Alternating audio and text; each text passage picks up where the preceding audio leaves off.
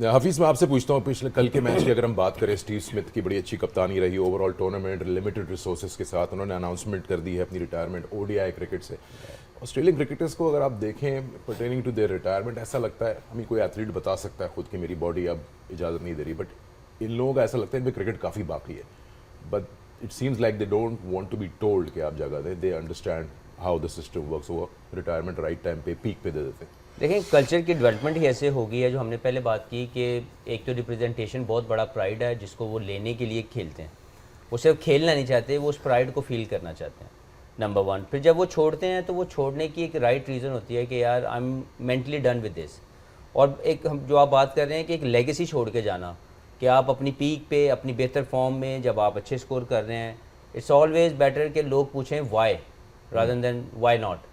تو مجھے یہ لگتا ہے کہ ان کے یہ جو سوچ ہے وہ ڈیولپ ہو چکی ہوئی ہے کلچر کے اندر. ہمارے یہاں پہ بہت سے کم لوگ ہیں جنہوں نے اپنی ول کے اوپر جو ہے کرکٹ چھوڑی. Most of the time people stay like keep them self with the team. اور کیونکہ شاید مجھے لگتا ہے کہ آپشنز بہت کم ہیں. نہیں میں نے I also did that, but thing is کہ بہت کم لوگ ہیں جنہوں نے اپنی ول کے اوپر چھوڑا ہو. ادروائز یہاں پہ کیونکہ آپشنز کم ہے، مجھے لگتا ہے ہمارے کلچر کے اندر ایکسیپٹنس کم ہے. ایک وہ جو سڈن ڈپ آتی ہے آپ کی لائف کے اندر from the high level stardom, اور ایک دم سے جب آپ باہر ہوتے ہیں تو کوئی آپشن نظر نہیں آتی. وہاں پہ آپشنز آپ کے لیے ریڈی کھڑی ہوتی ہیں. وہاں کی جو ایسوسیشنز ہیں وہ آپ کے لیے آلریڈی ایک رول ڈیفائن کر کے کھڑی ہوتی ہے، ایک اپرچونیٹی کریٹ کر کے کھڑی ہوتی ہے. یہاں پہ کبھی ایسوسیشن بننے کے بارے میں بات بھی نہیں کی گئی. جس نے بھی بات کی اس کو کھڈے لائن لگا دیا گیا، اس کو یوں موبائل نکال دیتے تھے.